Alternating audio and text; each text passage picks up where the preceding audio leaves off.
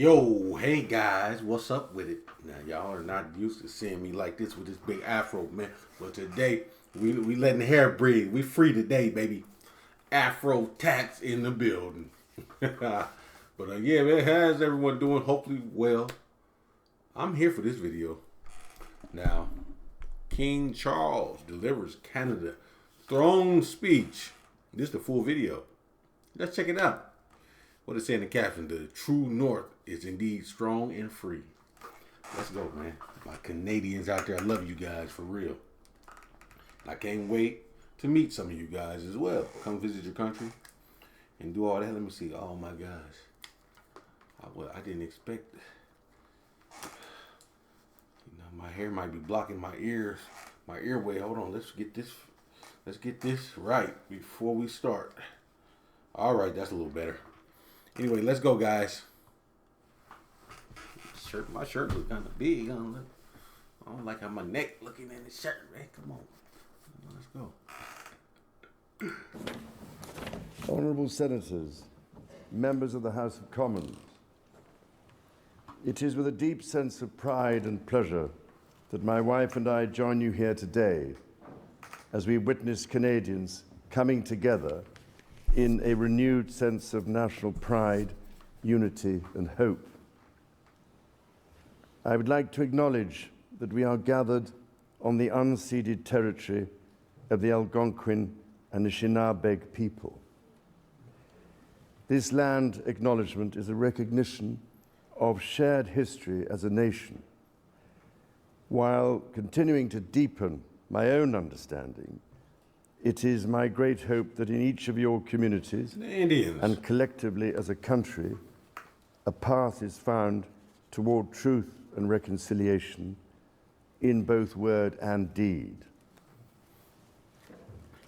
This is my 20th visit to Canada, spread over the course of more than half a century, and my first as sovereign. As I've said before, every time I come to Canada, a little more of Canada seeps into my bloodstream, and from there, straight to my heart.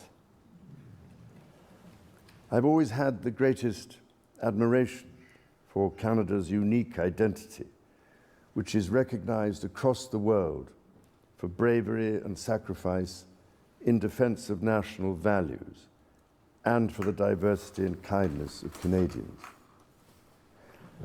To the First Nations, Inuit and Métis peoples, you have welcomed my family and myself to your traditional lands with great warmth and hospitality, for which I am humbly grateful. This year, we mark the 80th anniversary of VE Day and VJ Day.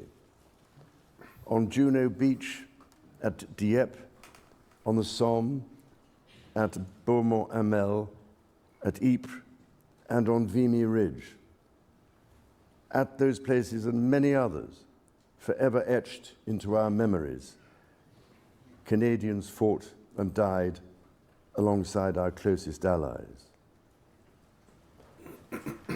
Aujourd'hui, je vois des élus venant d'un bout à l'autre du Canada, de Saint-Jean's à Terre-Neuve et Labrador, de Victoria en Colombie-Britannique et d'Arviat au Nunavut. Je vois des gardiens des droits et libertés garantis par la Charte canadienne. En tant que roi, je tiens à vous remercier de vous mettre au service de vos compatriotes, d'un bout ou l'autre de ce grand et beau pays. Merci, merci. You speak for your communities, representing an incredible richness of cultures, languages, and perspectives.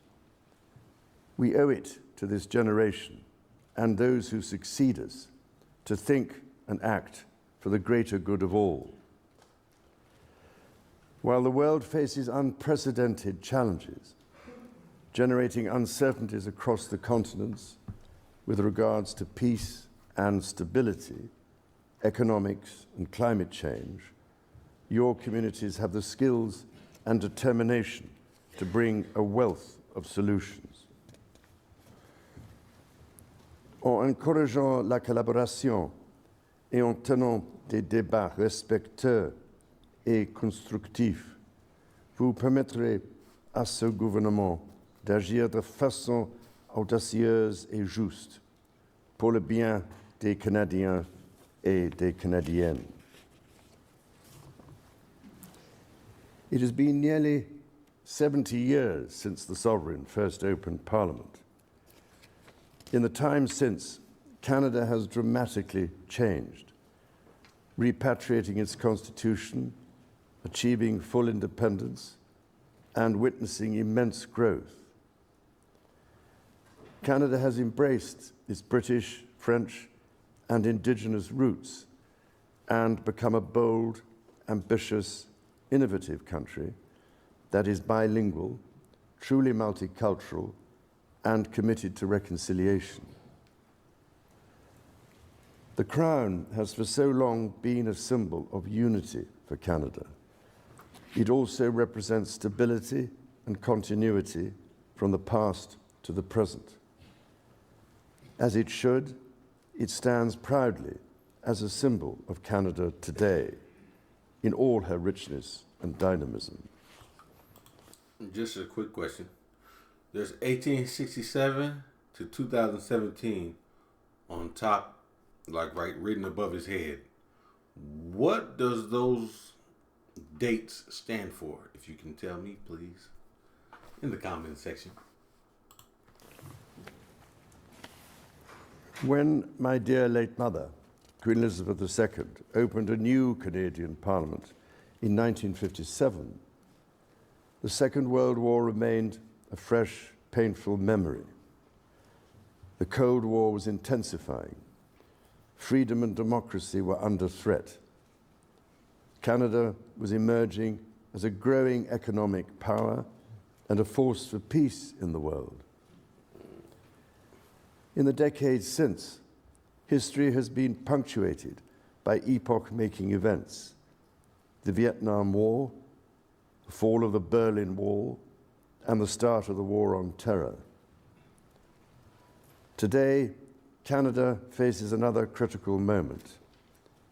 Democracy, pluralism, the rule of law, self-determination, and freedom are values which Canadians hold dear, and ones which the government is determined to protect.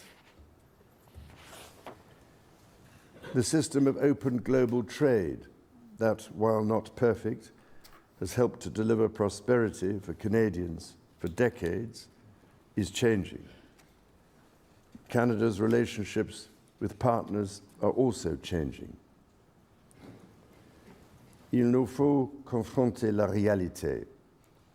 Depuis la Deuxième Guerre mondiale, notre monde n'a jamais été aussi dangereux et instable. Le Canada fait face à des défis qui, dans nos vies, sont sans précédent. Many Canadians are feeling anxious and worried about the drastically changing world around them. Fundamental change is always unsettling. Well, go ahead and call out Donald Trump.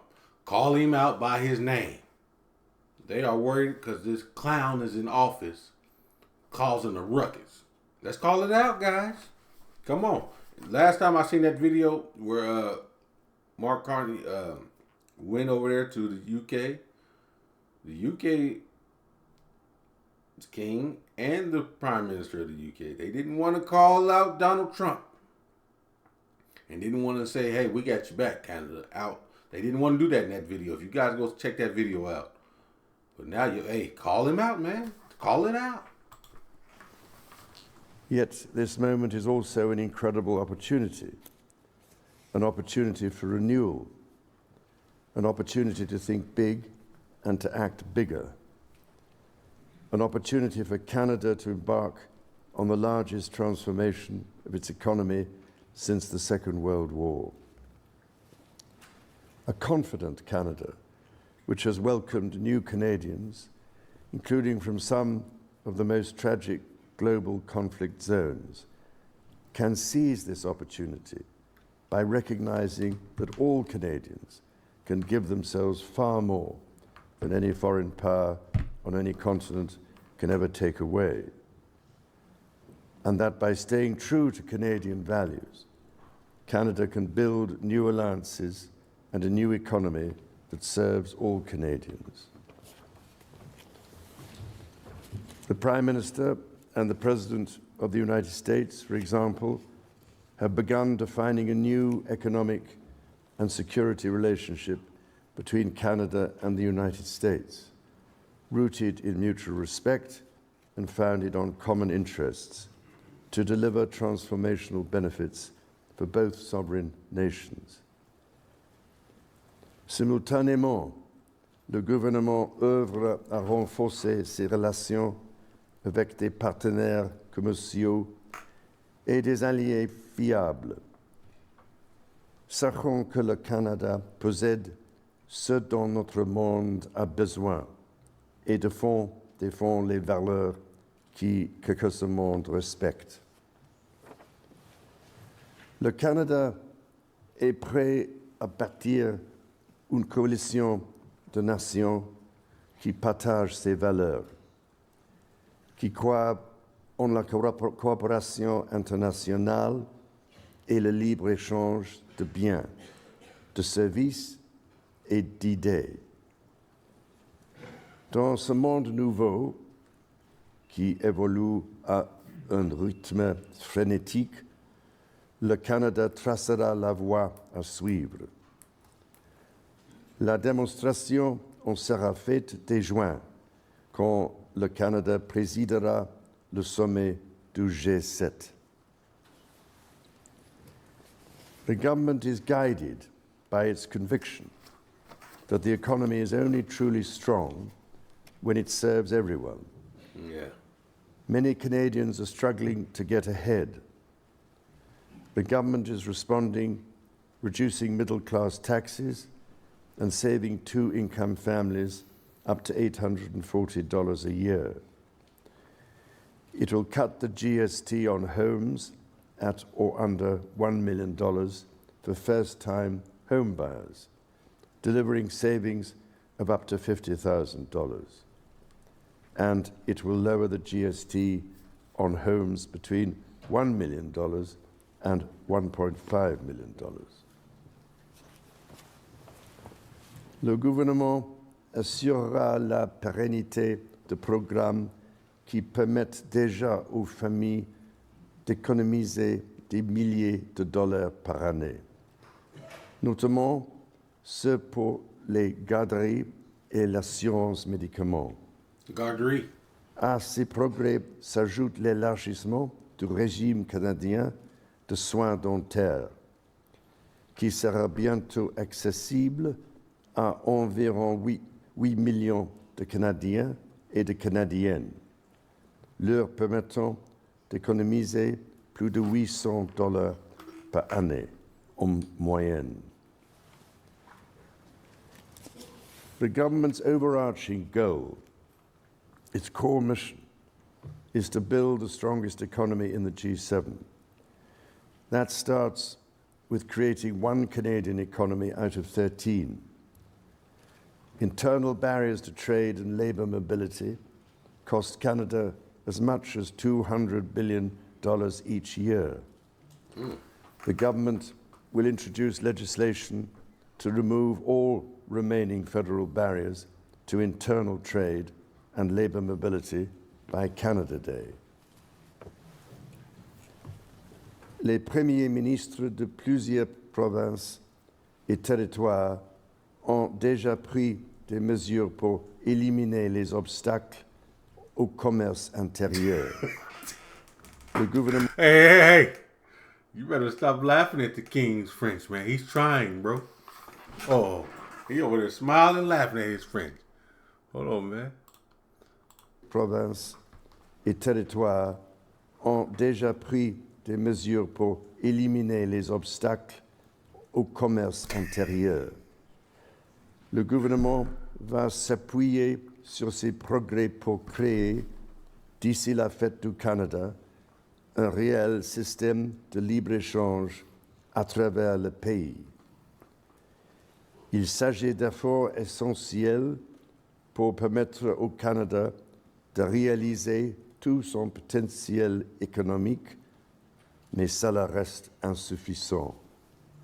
Oh, it's infusion. To build Canada strong, the government is working closely with provinces, territories, and Indigenous peoples to identify and catalyze projects of national significance.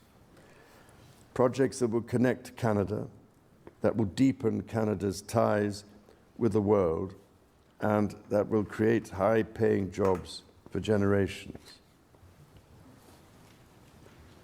Given the pace of change and the scale of opportunities, speed is of the essence.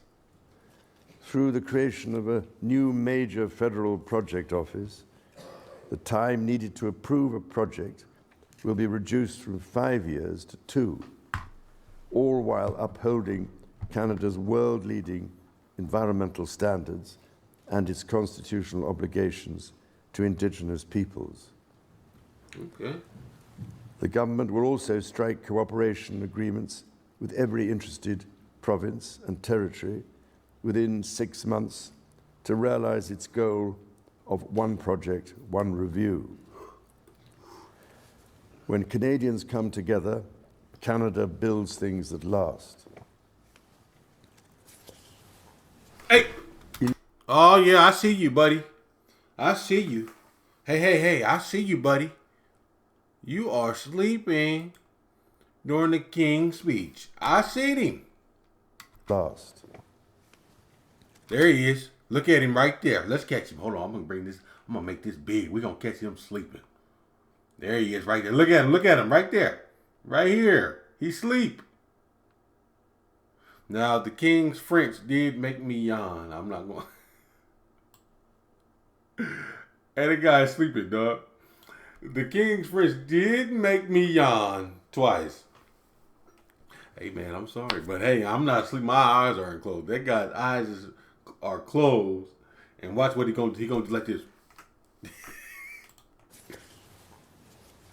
Éliminer ces obstacles qui freinent l'économie canadienne permettra l'avènement d'une nouvelle ère de croissance grâce à laquelle le Canada va non seulement surmonter des guerres commerciales, mais en émerger plus fort que jamais.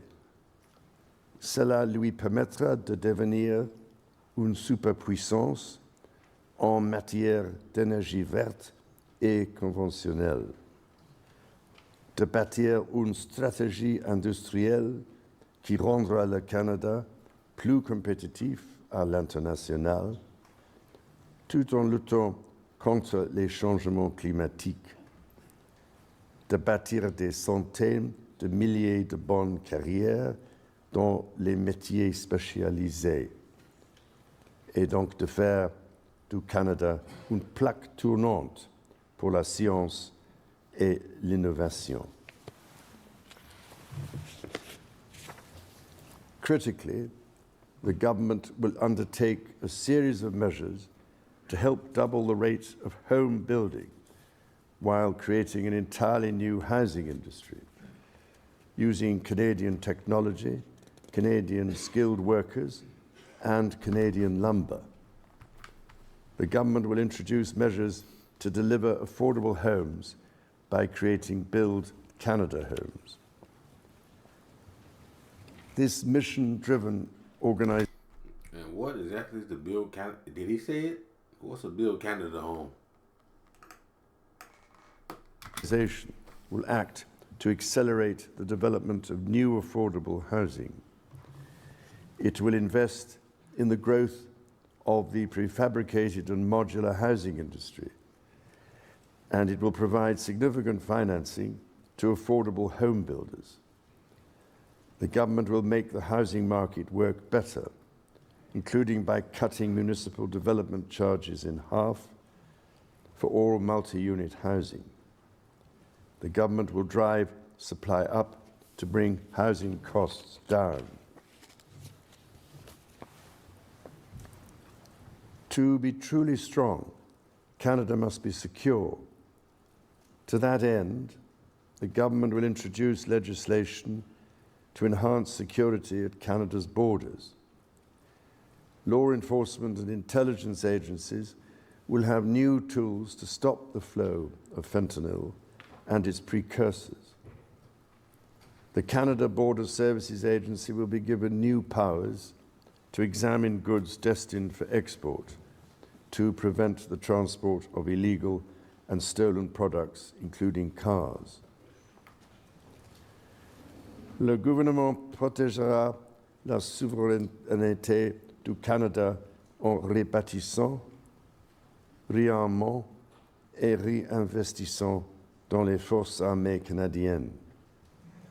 Il stimulera l'industrie militaire canadienne en prenant part au plan Réarm Europe et contribuera ainsi avec des partenaires européens à la sécurité transatlantique. Et il investira pour renforcer sa présence dans le Nord, alors que cette région, qui est partie intégrante de la nation canadienne, fait face à de nouvelles menaces. The government will discharge its duty to protect Canadians and their sovereign rights from wherever challenges may come at home or abroad. To keep communities safe, the government will hire 1,000 more RCMP personnel. It will change firearms licensing and strengthen enforcement of yellow and red flag laws. Weapons licenses for those convicted of intimate partner violence and those subject to protection orders will be revoked. Through the deployment of scanners, drones, and helicopters, additional personnel, and canine teams, the government will stem the tide of illegal guns and drugs across the border. It will take these steps while protecting the rights of law-abiding gun owners and Indigenous peoples' long-standing hunting traditions. The government will bring a renewed focus on car theft and home invasions by toughening the criminal code to make bail harder to get for repeat offenders charged with committing these crimes, along with human trafficking and drug smuggling. Yeah, man. Get them, get their So in ass. this time of great change, Canadians are uniting behind what makes Canada unique. La langue française et la culture québécoise sont au cœur de l'identité canadienne. Elles définissent le pays que les Canadiens, les Canadiennes et moi aimons tant. Le Canada est un pays où l'on respecte et célèbre les langues officielles et les langues autochtones. Le gouvernement est déterminé à protéger les institutions qui font rayonner ces cultures et cette identité dans le monde entier, comme CBC Radio-Canada. Protéger ce qui nous donne accès à des aliments frais, sains et de qualité, les producteurs agricoles, et protéger la gestion de l'offre. Nature is core to Canada's identity. In 2022, Canada convened COP15 in Montreal, which concluded with 196 countries striking a historic agreement to protect 30% of their lands and 30% of waters by 2030. To this end, the government will protect more of Canada's nature than ever before through the creation of new national parks, national urban parks, marine protected areas, and other conservation initiatives. The government will always protect the rights and freedoms that the Charter guarantees for every Canadian. The government will be a reliable partner to Indigenous peoples, upholding its fundamental commitment to advancing reconciliation. Central to this commitment is the creation of long-term wealth and prosperity with Indigenous peoples.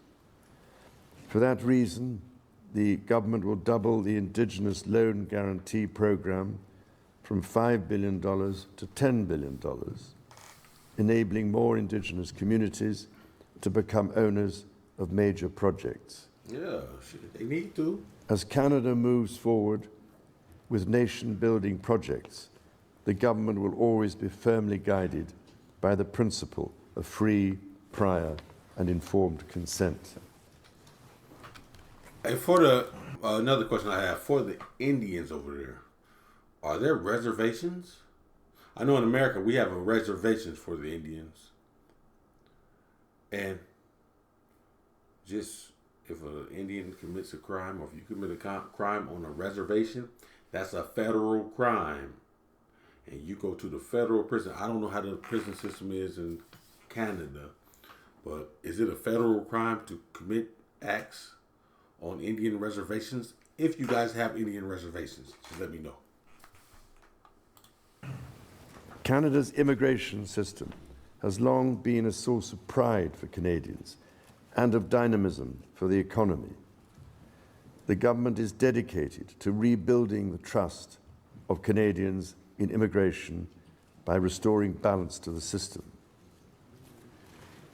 Le gouvernement instaurera une limite sur le nombre de travailleurs étrangers temporaires et d'étudiants internationaux, établissant un plafond qui, à partir de 2027, sera en deçà de 5% de la population canadienne. Simultanément, il attirera les meilleurs talents dans le monde pour bâtir l'économie. Et il fera savoir aux Canadiens et aux Canadiennes qui travaillent à l'étranger que s'ils songent à revenir au pays, il n'y a pas de moment plus propice pour le faire. Dans toutes ces actions, le gouvernement sera guidé par une nouvelle discipline fiscale. Oh, who in there sleep? Uh-oh, we got another sleeper. We have another sleeper right here. There he is. See if y'all see him. There you go. Another sleeper. We're going to catch you sleepers out here. Hey, we the sleep catchers. I don't see anybody else. Even the old lady right here, she is wide awoke, listening to the king. And this dude over here sleep with his head back like no. Dépensez moins pour que les Canadiens puissent investir plus. Day-to-day government spending, the government's operating budget, has been growing by 9% every year. The government will introduce measures to bring it below 2%. Transfers to provinces, territories, or individuals will be maintained. The government will balance its operating budget over the next 3 years by cutting waste, capping the public service, ending duplication, and deploying technology to improve public sector productivity. In parallel, the government will take a series of measures to catalyze new investment, to create better jobs and higher incomes for Canadians. The scale of the government's initiative will match the challenges of our times and the ambitions of Canadians. Honourable Senators, Members of the House of Commons, when my dear late mother addressed your predecessors 7 decades ago, she said that in that age and against the backdrop of international affairs, no nation could live unto itself. It is a source of great pride that in the following decades, Canada has continued to set an example to the world in her conduct and values as a force for good.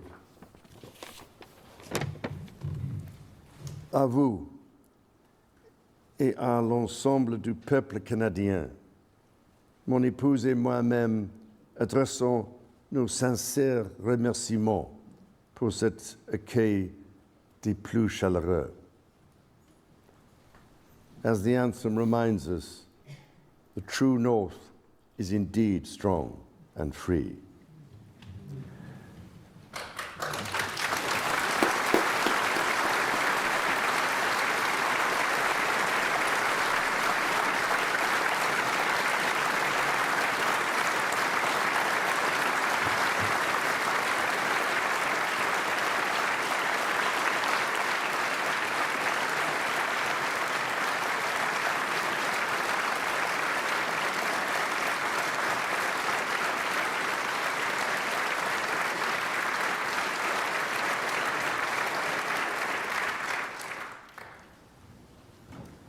Members of the House of Commons, you will be asked to appropriate the funds to carry out the services and expenditures authorized by Parliament.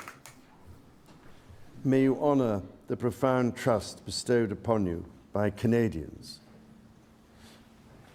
And may God bless and guide you in all your duties.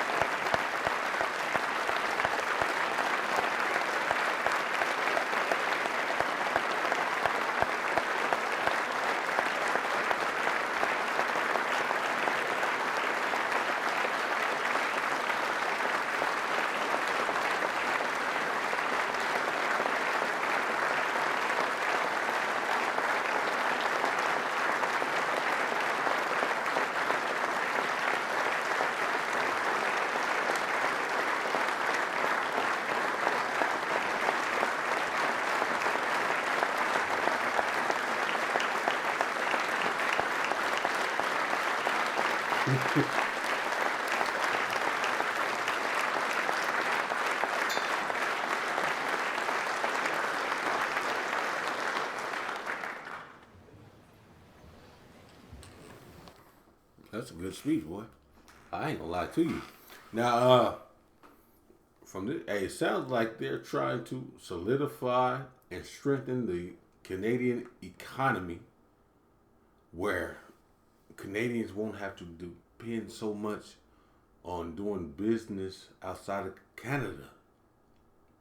Even when they talked about getting the $800 extra per year, for some people that don't sound like a lot, but that's a lot. That's a start, you know, and that's not the end all, be all either. It's probably going to go up more than that. And they say they're trying to drop the price of housing, make stuff more affordable, because, you know, Canadians, as he said, they're struggling. It's hard out here, and the only way is to solidify and help strengthen the economy, in my opinion.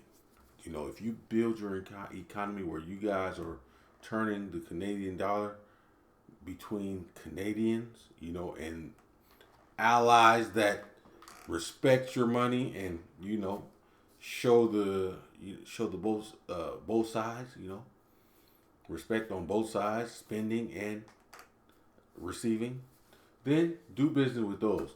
But if you strengthen, I believe if you strengthen up your community, your country, where you guys depend on each other, it's going to be a better place just as well for Americans. If we strengthen our community, because times are hard. We're not going to lie. Right now, times are hard. It's tough. Prices are going up everywhere. Jobs are being lost. It's tough out here. But That's, you know, they like to say, together we'll get through it together. I'm not Canadian. I respected this speech. Listen, I have nothing bad to say about nothing. Because even if I did, I don't have anything bad to say because I don't know what's going on over there. I just heard the speech. It sounded like a beautiful speech, and it sounds like he's trying to solidify and strengthen the Canadian economy and make everybody, how do you say, build the unity. Now, Canada is already a lot of unity, but it sounds like he's trying to make it, you know, make it like this. The king has spoken. The true north is indeed strong and free. But the only thing that I don't agree with is not calling out Donald Trump. I understand the relationship between the UK and America. But when somebody's wrong, they're wrong. You got to call them out. You know, but I know it. And politically speaking, that might not be the right thing to do because Trump is like a firebomb. You don't know when it's going. You know, it's like a bomb. You don't know when it's going to go off. But yeah, man. Hey, King Charles. That's how it go, huh? And all you guys that was in there sleeping, we got you. We got the video. You can't say otherwise. I got 2 people sleeping. 2 of you. We got the video. Make me send this to King. I know King Charles personally. Ask him. He know no tats.